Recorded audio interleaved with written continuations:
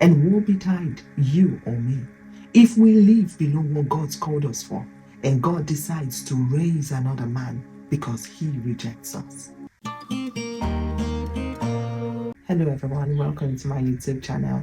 If you're here for the first time, I am Ochene Peters and this is for the Grail Network. And today we'll be talking on stop running and start manifesting.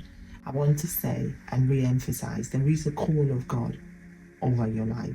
There is a call of God upon your life. For each and every one God created, He's created with an assignment. When we go back to the book of Genesis and we see God creating the first man, which is Adam, God created him, created a space for him, and placed him there to till the ground, to do all sorts of things. So there was an assignment upon his life, and that's the blueprint for everyone on the face of this earth. You're not here by accident. You're not here to just live life. There is something God has called you for.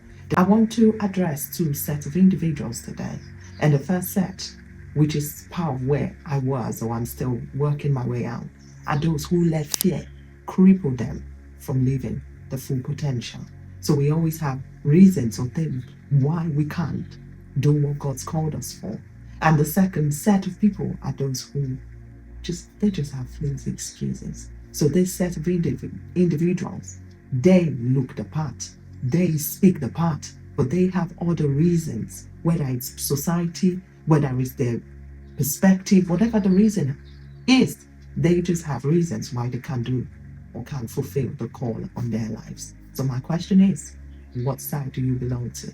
And you know it's possible to belong to both. And it's possible to also have limiting ideas or ideologies that will cripple you out of God's perfect will.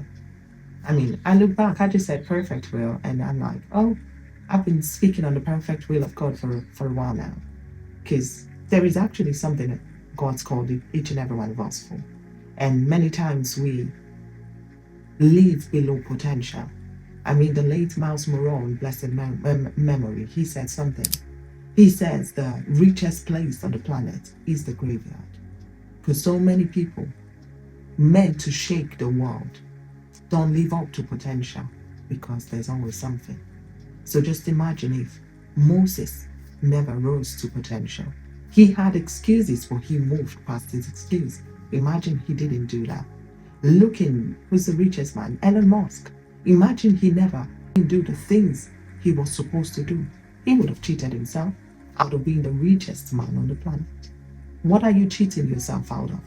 We don't realize because we never know the height God's called us for. And we're just here and God is saying, if only you can go a little bit higher, you would align to my perfect will.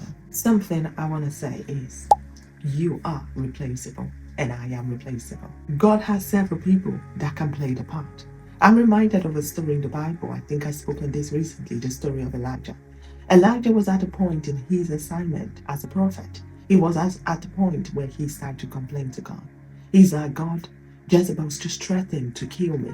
In case you don't know who Jezebel is, she was the queen of Israel at the time. And she threatened to kill Elijah.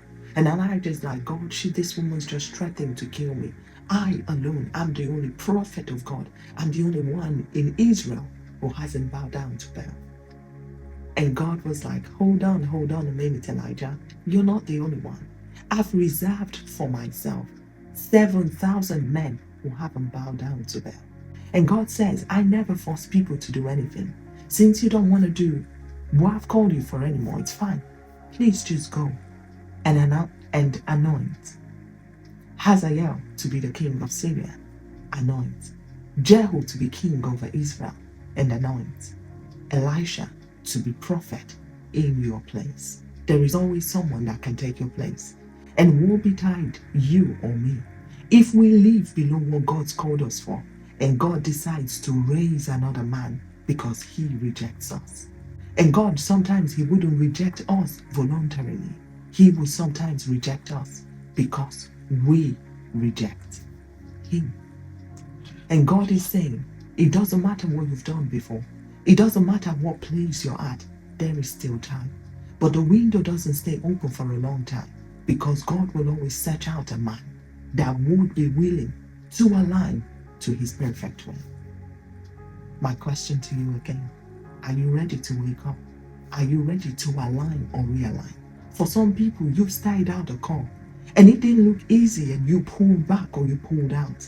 And God is saying to you, it is time to turn back to me, because we are never sufficient in ourselves. We need God to fulfill what He's called us for.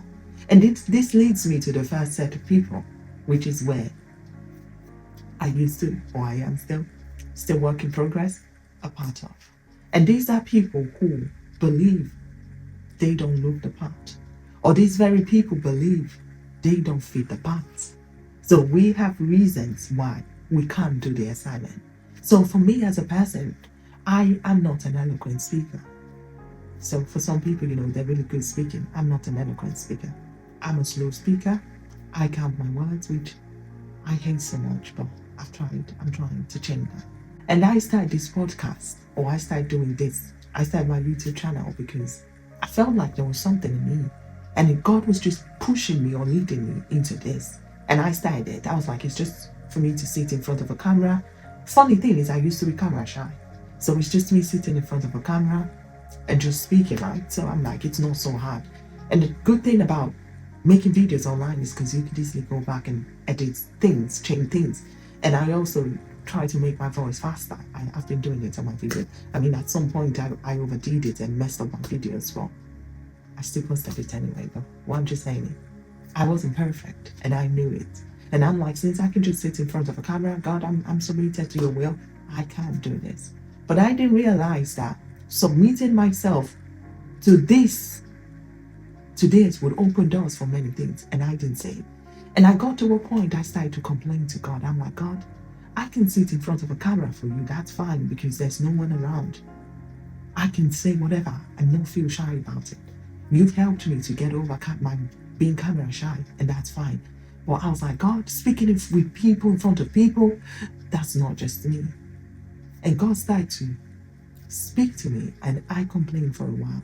At that time, I was like, I'm not even sure if you've called me to do this podcast anymore. I'm not sure it's blessing people. I'm not sure. And I just went on and on and on.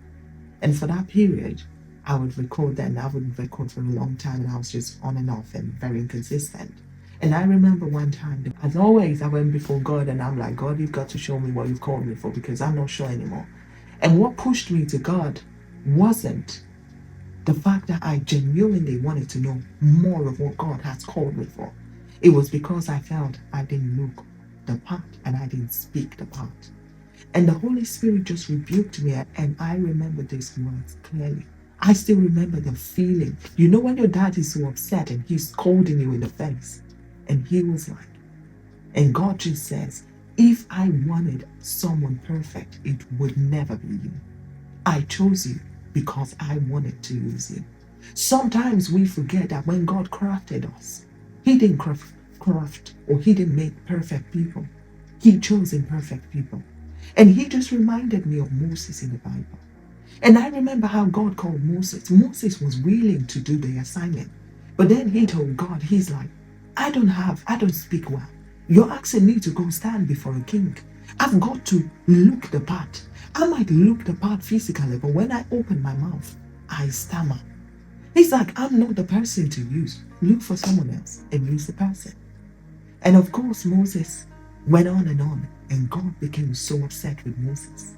And God says, go to Aaron. God was like, why are you complaining? I knew exactly. I know who you are. I've seen you inside out, and I still chose you for the part. He's like, if you're not comfortable, go to your brother Aaron and let Aaron be the spokesman. God's initial plan was for Moses to speak. And what we don't realize is the moment we yield to God, the things we fear, He takes it away. Throughout Moses' work with God, it got to a point that Moses didn't need Aaron to speak. You think the children of Israel that didn't have patience for God would be patient enough to listen to someone who stammers? I don't believe so. I believe that when we yield to God, He makes our imperfection perfect. God knows we are not perfect in ourselves, because if we're perfect, Jesus wouldn't have to die. Jesus died because we're imperfect people, full of sin. And God is saying, if only you can yield to me, if only you can submit to me, I would make what you think is a snake, I would use that for my glory. And I'm reminded of Paul in the Bible, just speaking right now, where Paul says to God, he says he prayed for God to take something away. There was a thorn in my flesh, and I prayed for God to take it away. But God says, my grace is sufficient for us. Some people would pray and God would take that away immediately. But sometimes God would release the grace. God will release everything you need just to go out in your imperfection. And one beautiful thing about God is when we start working in His direction, He starts to perfect us. For everyone God calls, we are not perfect to start with, but we become perfect every single day. And I'm not sure what stage you're at in your life, in your assignment, in your purpose. I'm emphasizing it's time to turn to God. We've been looking at ourselves. I was looking at myself for so long. And God, just hearing those words, if I wanted a perfect person, I wouldn't choose you. I realized, first of all, I am replaceable. And I don't want to be replaced. I'm willing to do the job. But God is saying, if only you can look at me. Look at when Peter was walking on water. As long as he looked on to Jesus, he walked fine. The moment he took his eyes off Jesus, he began to sink. This tells me that as long as we have our eyes on God, as long as we have our eyes on Him, pleasing Him, and doing exactly what He's called us for, there is grace to fulfill and walk that path. But the moment we take our eyes off Him, we begin to sin. That fear begins to drown us. That fear begins to take us from what He's ordained us to fulfill. And I just want to encourage someone, just come back to God. You don't have to look it. You don't have to sound it. The way you are, exactly how you are, with your imperfections, God chose you from the many people on earth. There's 7,000 people that can play the part, but God says, I chose you. It's a privilege to be chosen or called by God. All we need is willingness and obedience. And as long as we work every day, you look at David. David was such an imperfect person, but God says that is a man after my own heart. Because what we do doesn't really matter as much as how aligned we are, how submitted we are, because in that, God is able to make us in that which He has created us for. And the second set of people I'm addressing today are those who have excuses. You have 1,000 reasons. There is always a reason. Not one because we're fearful. Not one where we don't look the part, but one where we know we are right for the job. But we let the cares of life, we have, oh, my family is this, I've got this to do, God is a merciful God. God, we have reasons why we can't do the job, and God is saying, please look past that. And there is someone in the Bible that just reminds me perfectly of this, and that's Jonah. Do you realize that Jonah perfectly, he knew he could do the job. God called him and he was like, God, you're a merciful God, I'm just going to run away. You've called me for something. I'm not going to do it. I'm not going to tell you no. I'm going to say yes. And he thought he could deceive God. He went on a ship, and suddenly drought, storms rose up on all sides. We all know Jonah ended up in the belly of the fish for 3 days, 3 nights. He prayed to God. He asked God for mercy, and God took him out. And he went and he did what God called him for. He preached to the people in this city, Nineveh.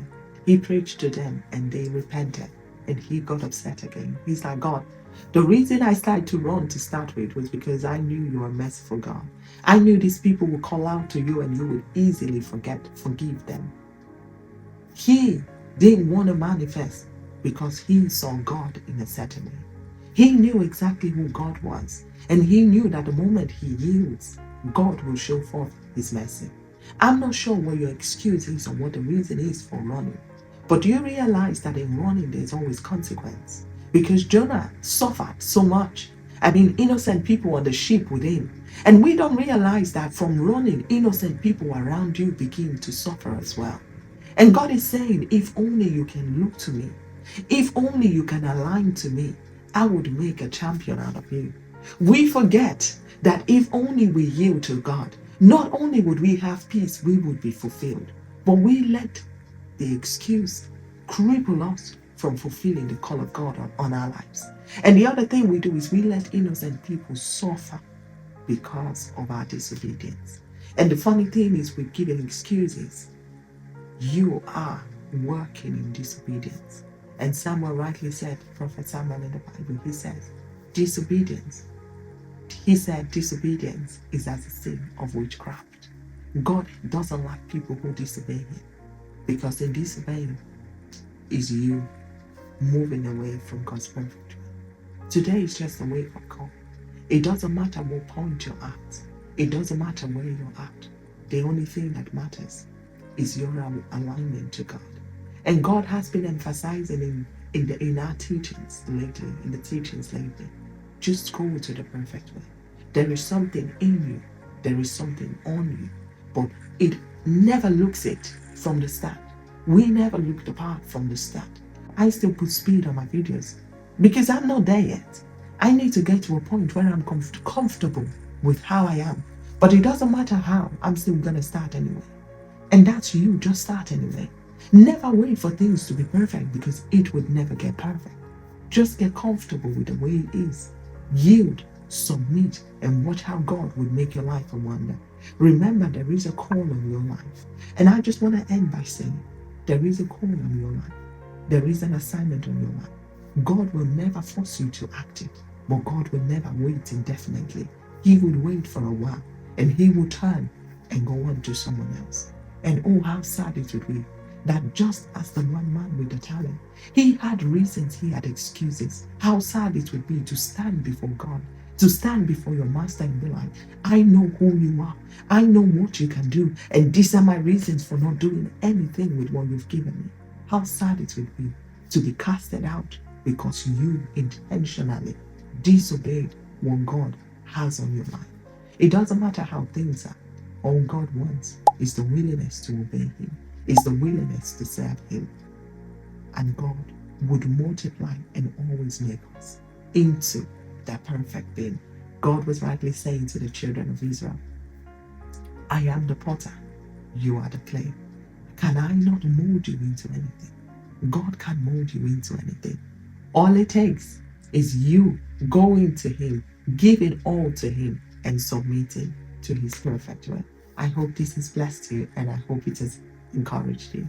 If it has, please make sure to share. And I just want you as well to leave in the comment section, what are the things you've struggled with, and how did you overcome the struggles? For in sharing your testimony, you're able to help someone. If you've learned something from the video, or if something has pushed you or encouraged you, just take it to God in prayer. Because sometimes we get inspired, we get motivated, but it doesn't really bear fruit. It doesn't really bear roots. Pray on the word and let God lead you. There is a call on your life, remember, and stop wasting the call. It's time to manifest that which is in your life. Stay blessed.